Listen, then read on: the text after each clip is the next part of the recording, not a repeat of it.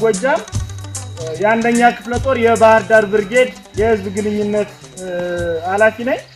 ይህ ማለት እንግዲህ የኛ መላ አማራ ላይ እየተሰሩ ያሉ ግፎችን በዓለም ላይ ያሉ ሁሉም እንዲያውልን በደላችን፣ ጮታችን፣ ግፎቻችን እንዲያውልን ለሚመለከቱት አካል ማድረስ ነው የኔ ስራ ማለት ነው።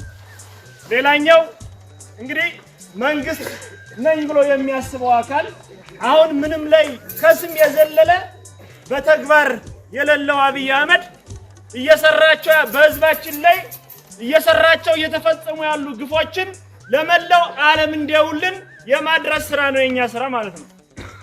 እንግዲህ ምንድነው ብዙ ርቀት ሳንሄድ ከባለፉት ወራትም ጀምሮ እንግዲህ በትናንትናው ቀን የተሰዉት አባቶቻችን አቶ አባተ ገነትና እንግዲህ ወጣት አክሊልን እነዚህ ንጹህ ማሳያዎች ናቸው። እነዚህ ወንድሞች አገር ሰላም ነው ቤታቸው በተቀመጡበት ወጣው ባሉበት ሰዓት ነው ምንም አይነት ወንጀል ምንም አይነት ጥፋት ሳይኖርባቸው ተላላኪው አሽከሩ ነፍሰ በላው አብይ አህመድ እንዲያርጎ ወንድሞቻችን ይነጠቀን ማለት ነው። ስለዚህ እኛ እንደ አማራ አንድ ሆነን መቆም ስንችል አንድ ሆነን ተደራጅተን መንቀሳቀስ ስንችል ነው ራሳችን ማስከበር የምንችለው። በአብይ አህመድ የመሪነት ዘመን በርካታ ግፎችን አይተናል፣ አስተናግደናል። ከነዚህ መካከሎች በየትኛውም ዓለም ውስጥ ተከስቶ ታይቶ የማይታወቅ ግፍ ሀገርን ይመራን ብለን ኢትዮጵያን ይመራል ያስተዳድረን ብለን በጋራ ሁላችንም የመረጥነው መንግስት መልሶ እኛኑ እየጨፈጨፈን ነው ያለው። በሚያሳዝን ሁኔታ የ9 ወር ነፍሰ ጡር ኮዷ ተቀዶ ሽል እየተጣለ መንግስት ነው ብሎ ባለ በሚያስተዳድርበት ሀገር ፍትህ እየተሰጠ አይደለም። የሰው ልጅ ተዘቅዝቆ እየተገደለ እጅግሩ አይኑ ጣቶች ሳይቀር አንገቱ እየተቆራረጠ እየተጣለ የትኛው መንግስት ነው በየትኛው የመንግስት መሪነት ዘመን ነው እንዲህ አይነት ግፎችን ያስተናገረው? ስለዚህ ሁላችንም አንድ ልንሆን ይገባል። ተደራጅተን ማንነታችን ማስከበር ያለብን ራሳችንን መላ ህዝቡ በጋራ ይህንን አረመኔ አንድ ላይ ሆነን ልንረባረብና ለአንድና ለመጨረሻ ጊዜ ከስሩ ነቅለን ልንጥለው ይገባል። ይህን የምናደርገው ሁሉም በየአቅሙ በየችሎታውና በየክሎቱ ነው። የሃይማኖት አባቶች በጸሎት እንድታግዙ እንፈልጋለን። አቅም ያለው በአቅሙ፣ ጉልበት ያለው በጉልበቱ፣ አፈሙዝ ያለው በአፈሙዙ አብረን ተባብረን በጋራ ማጥፋት ካልቻለ እስከ መጨረሻው ድረስ ታግለን ይህን መንግስት ማውረድ ካልቻለ ግፋችን ይቀጥላል ገና ማለት ነው። ስለዚህ በርካታ ህዝብ ነው ያለው፣ በርካታ ወጣት ነው ያለው። ወንድሞቻችን የምትዋቸው በጫካ በዱር በገደሉ እየተንከራተቱ ያሉት ሁሉም ይህንን ለአንድና ለመጨረሻ ጊዜ የራሳችን ነፃነት ለማስከበር ነው። በጋራ ተባብረን ይህን መፍትሄ ማንጣት የማንችል ከሆነ ተቋማት እንደ ተቋም በርካታ መስጊዶች፣ በርካታ ቤተክርስቲያኖች እየተቃጠሉ እየወደሙ ነው ያሉት።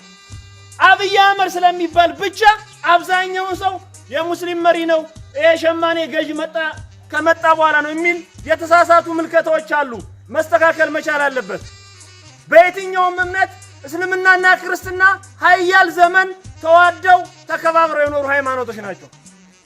ነገር ግን ብዙ ችግሮችን በሃይማኖት በኩል ግጭት ለመፍጠር ተሞከረ፣ አልተሳካለትም። ሙስሊሙን ይገልና ክርስቲያን ነው የገደለው ይላል፣ ክርስቲያኑን ገሎ ደግሞ ሙስሊም ነው በማለት እርስ በርስ እንድንጫረስ እንድንገዳደል ነው እየተደረገ ያለው።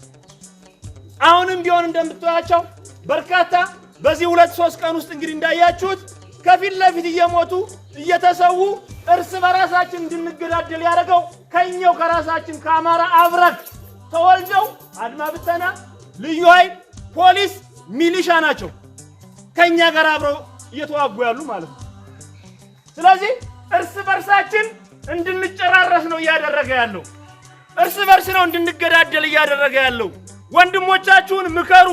በርካታ ሚሊሾች አሉ፣ ፖሊሶች አሉ፣ አድማ ብተናዎች አሉ። በደስታውም በመከራውም አብረን ተዋልደን ተጋብተን ተዛምደን ይኖርንኛ ነን።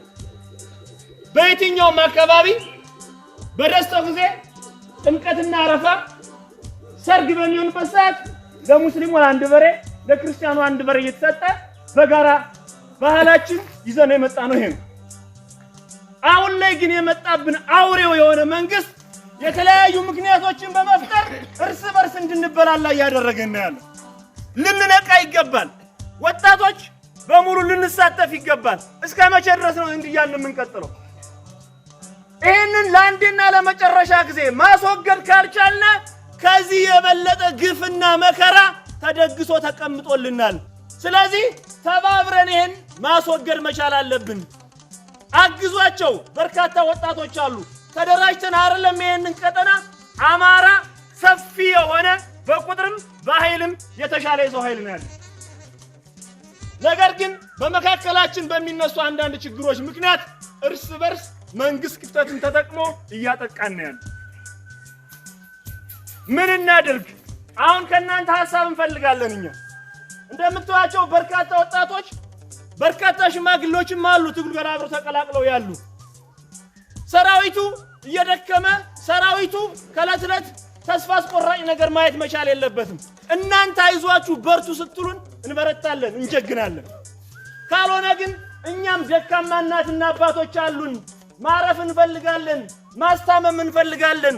ከጎናቸው ሆነን አይዟችሁ ብለን ውሃ ማቀበል እንፈልጋለን። እናንተ አባቶቻችን ማለት ነው። የመጨረሻ ልጅ ሆኖ ቤቱን ጥሎ ይወጣል፣ ሀብት ንብረቱን ጥሎ ይወጣል። ሙሉ ቤት መኪና ይቀር አውሮፕላን ሳይቀር በብዙ ስንት ምሁራን፣ ዶክተሮች፣ ሳይንቲስቶች የተሰባሰቡበት ነው የፋኖ ስብስብ ማለት ነው። ስለዚህ እናንተ አይዟችሁ ካላላችኋቸው ካልደገፋችኋቸው ከየትም ሊመጣ አይችልም። አንድ ቤተሰብ ለመምራት ይከብዳል፣ እንኳን አንድ ሺና ከዛ በላይ ያለ ጦር ማለት ነው። እናንተ ከጎናችሁ ሆናችሁ እንደሆን ግን ትግሉ በአጭር ጊዜ መጠናቀቅ ይቻላል። ስለዚህ አሁን በሰሞኑም እንግዲህ እንዳያችሁት ሮቢት ላይ በርካታ መሳሪያዎችን ለመውሰድ አንድ ሁለት አርሶ አደሮችን ገፈፋ ላይ እያደረጉ ባሉበት ሰዓት ጥቆማ ተሰጠን። በሌሊት ነው ማታ ላይ ተኩስ ጀመር። ከዛ በኋላ ጠላት ባለበት የቆመ ጧት ላይ ወዳለንበት ጋር ተጠጉ። የሚደረገውን አውደ ውጊያ ያደረግነ በመጥሉክ መሪው ሁሉ ሳይቀር ተሰውቶ ሙሉ አስክሬኑን ጭኖ ነው ሄዱ። ከኛ አንድም ሰው የተሰዋ የለብንም። የተወሰኑ ሁለት ሰዎች ቁስለኞች አሉ። ፈጣሪ ተመሰገነ ይሁን። እንደኛ እንትን አይደለም፣ እምነታችንና ፈጣሪ እየጠበቀን ነው እንጂ አቁሙና እንትን ኑሮና አይደለም።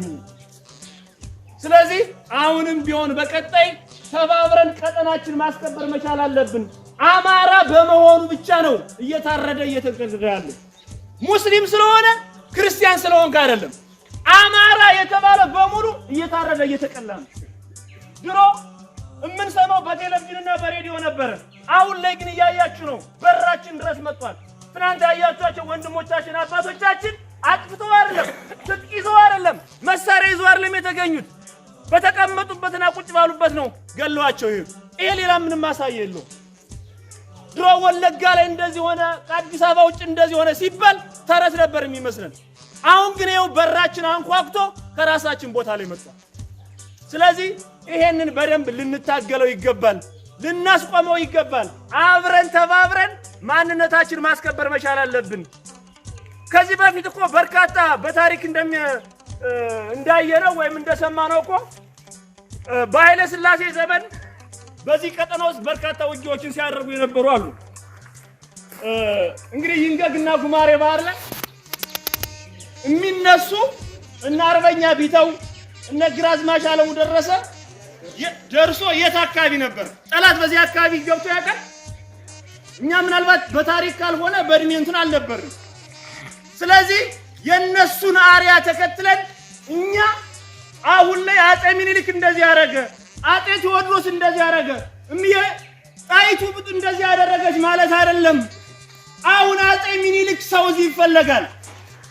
አጼ ቴዎድሮስ መሆን ያለብን እኛ ነን። እነሱ በጊዜው ጀግንነታቸውን ተዋግተው ተፋልጠው የሚችሉትን አድርገው ከዚህ አድርሰውናል። ጣሊያንን አንበርብደው ማለት ነው።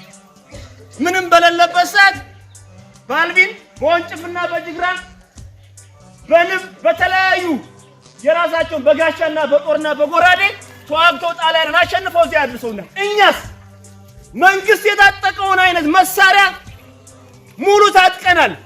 ለምንድነው እኛ ወደ ኋላ እያልን ያለነው? ድሉ የዘገየው ለምንድነው? መከራችን እየበዛ ነው የሚሄድ።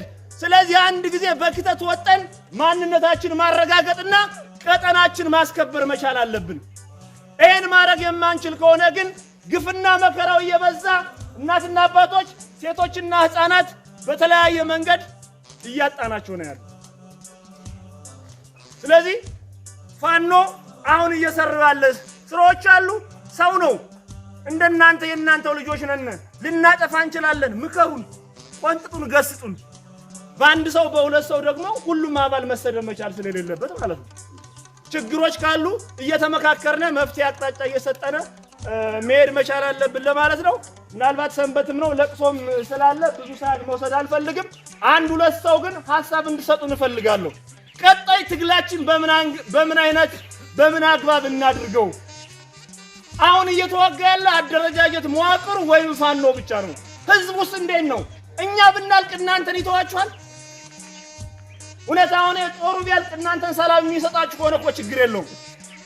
ነገር ግን አማራን ካላጠፋው ለአገዛዝ ለስርዓት ያልተመቸኝ እስልምናና ክርስትና የሚባል አማራን የሚባል ማጥፋት አለብኝ በሚል ዘመቻ ነው የተወጣው። ስለዚህ እኛም ደግሞ እንደ አንድ አማራ ሆነን መነሳት መቻል አለብን። አንድ ሆነን መዋጋት መቻል አለብን። ከኛ ጀርባ ፊት ለፊት ባትሆኑም ከኋላችን መከታ እንድትሆኑ እንፈልጋለን። ፊት ለፊት ፋኖ ውጊያውን ያካሂዳል። እናንተ ደግሞ በር እንድትዘጉልን እንፈልጋለን።